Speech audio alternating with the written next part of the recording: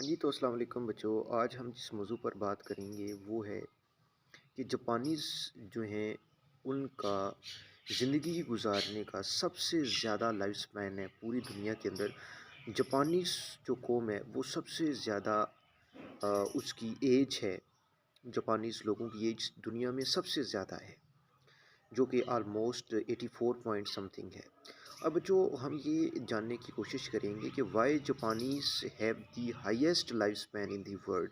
पूरी दुनिया के अंदर जापानीज़ जो हैं उनका जो सबसे ज़्यादा लाइफ स्पैन है ज़िंदगी का, वो क्यों है, उसकी वजूहात क्या हैं। हम इन तमाम चीज़ों को जानने की कोशिश करेंगे और फिर उसके बाद हम ये नतीजा हज़ करेंगे कि हम कैसे उनको फॉलो करके अपनी ज़िंदगी की एज को, अपने लाइफ स्पैन को बढ़ा सकते हैं। तो सबसे पहली जो रीज़न है जापानीज़ की सबसे ज़्यादा उम्र की, वो ये है कि उनके अंदर कैंसरस डिजीज़ और हार्ट डिजीज़ जो हैं वो बहुत कम है। अब हार्ट डिजीज़ जापान के अंदर क्यों कम है, उसकी सबसे बड़ी वजह उनका हेल्दी लाइफ़स्टाइल है और उनका एक्टिव लाइफ़स्टाइल है। वो बहुत ज़्यादा एक्टिव हैं। वो काम पर जाते हैं तो साइकिल पर जाते हैं, पैदल जाते हैं, ठीक है? उन्होंने कोई भी काम करना होता है तो वो पैदल जाने को तरजीह देते हैं। वो अपने दिन के अंदर ज़्यादा से ज़्यादा वॉक करने की कोशिश करते हैं। अब ये जो वॉकिंग की जो एक्टिविटी है, ये बहुत ज़्यादा उनकी मदद करती है ताकि उनके अंदर जो एक्स्ट्रा कैलोरीज़ हैं, जो उनकी वेन्स के अंदर और ब्लड वेसल्स के अंदर जो कैलोरीज़ या जो फैट्स या लिपिड्स जो वहाँ पर डंप हो चुके हैं, उनको बर्न करने के लिए और ब्लड फ्लो को नॉर्मल करने के लिए ये एक बहुत ही हेल्थियर एक्टिविटी है वॉकिंग। वॉकिंग के बारे में हिपोक्रेटिस हिपोक्रेटिस जिसको फादर ऑफ मेडिसिन भी कहा जाता है, उसने सबसे जो बेहतरीन मेडिसिन है इंसानों के लिए उसने बता दिया, उसने हज़ारों साल पहले बताया। तो हिपोक्रेटिस कहता है कि the best medicine for the man in the world is walking. इस दुनिया के अंदर सबसे बेहतरीन जो दवाई है तमाम लोगों के लिए वो वॉकिंग है। तो वॉक करने से आपके अंदर मौजूद फालतू जो चर्बी है, जो कैलोरीज़ हैं, जो लिपिड्स हैं, जो फैट्स हैं आपकी बॉडी के अंदर स्टोर हुए हुए हैं, या फिर आपके ब्लड फ्लो के अंदर जो रुकावटें हैं वो दूर हो जाती हैं। तो जापानीज़ का जो लाइफ़स्टाइल है वो हेल्दी है। वो रोज़मर्रा के डेली काम खुद करते हैं, चल फिर के करते हैं और उसके बाद वो वॉक करते हैं। वॉक करने की वजह से उनके अंदर जो कैलोरीज़ हैं, जो उनके ब्लड वेसल्स के अंदर जो ऑब्स्ट्रक्शंस आ चुकी हैं, जो स्टॉपेज आ चुकी हैं, जो ब्लॉकेज आ चुकी हैं, वो ख़त्म हो जाते हैं। जिसकी वजह से उनके अंदर जो दिल की बीमारियां हैं या जो पैरालिसिस के जो चांसेस हैं, हार्ट डिजीज़ के जो चांसेस हैं, मायोकार्डियल इन्फेक्शंस के जो चांसेस हैं, वो बहुत कम हो जाते हैं। तो ये सबसे बड़ी वजह है जापानीज़ की सबसे लंबी उम्र होने के, कि पूरी दुनिया के अंदर सबसे लंबी उम्र जापानीज़ की है। और उसमें सबसे बेसिक रीज़न ये है कि उनका जो लाइफ़स्टाइल है वो बहुत हेल्थियर है। उसके बाद बच्चों नंबर 2 पर जो सबसे बड़ी रीज़न है उनकी लाइफ ज़्यादा होने की, वो है सेंस ऑफ सेफ्टी। वो अपने मुल्क के अंदर, अपने मोहल्ले के अंदर, अपने गाँव के अंदर अपने आप को सेफ़ महसूस करते हैं और इसी सेफ़ महसूस करने की वजह से वो बाहर निकलते हैं, वो वॉक पे जाते हैं। उनके बच्चे अगर 2 किलोमीटर चलकर भी घर आते हैं तो उनको कोई टेंशन नहीं होती। Lowest crime rate in the world is in Japan. पूरी दुनिया के अंदर लोएस्ट क्राइम रेट जो है वो जापान के अंदर है और मेरे ख़्याल से ये बहुत बड़ी वजह है उनके हेल्थियर होने की। क्योंकि वो ज़हनी तौर पर भी पुरसुकून रहते हैं और एक सेंस ऑफ सेफ्टी उनके अंदर डेवलप होता है, ठीक है? और वो जो है वो हेल्थियर होते हैं।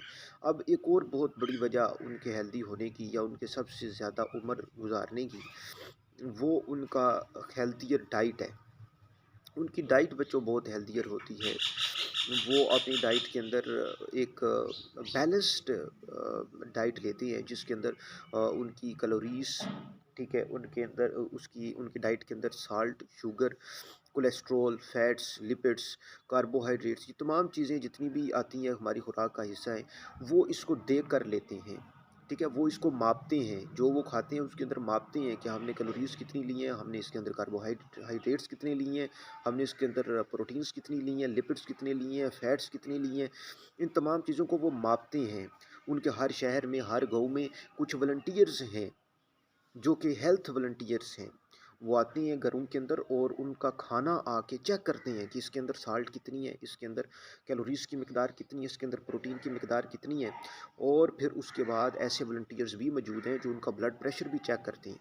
और गवर्नमेंट की तरफ से भी बहुत बड़े पैमाने पर उनकी हेल्थ को मेंटेन करने के लिए प्रोग्राम्स मुनक्कद किए जाते हैं, सेमिनार्स मुनक्कद किए जाते हैं। यहाँ तक कि स्कूल लेवल के ऊपर उनकी क्लासेस मेंटेन की जाती हैं, जिनके अंदर डाइट प्लान के बारे में और विटामिन्स इनटेक के बारे में और हेल्थियर लाइफ़स्टाइल के बारे में बच्चों को सिखाया जाता है। उनकी क्लासेस होती हैं और बाकायदा हर स्कूल के अंदर एक ना एक टीचर जो है वो डाइटिंग के अंदर एक्सपर्ट होता है और वो बच्चों को डाइटिंग के बारे में और डेली रूटीन को सेट करने के बारे में और वॉकिंग के बारे में वो बताता है, गाइड करता है। और ये बहुत बड़ी रीज़न है उनकी लाइफ ज़्यादा होने की।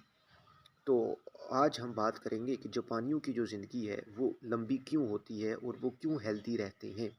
इसके ऊपर बच्चों हम बात कर रहे हैं तो मैंने आपको बताया कि गवर्नमेंट की तरफ से भी बहुत ज़्यादा स्टेप्स लिए जाते हैं।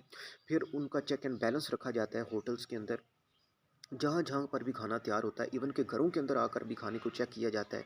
फिर उसके बाद सबसे बड़ी रीज़न उनकी ज़िंदगी ज़्यादा होने की, उनकी उम्र लंबी होने की, वो ये होती है कि वो जो खाना खाते हैं, वो फ़ोकस करके खाना खाते हैं।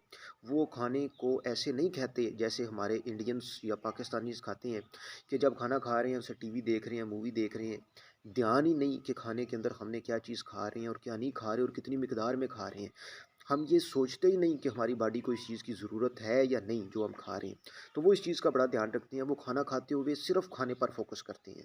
वो ना टीवी देखते हैं, ना मूवी देखते हैं, ना कोई और चीज़ देखते हैं। वो सिर्फ़ और सिर्फ़ अपने खाने के ऊपर फ़ोकस करते हैं।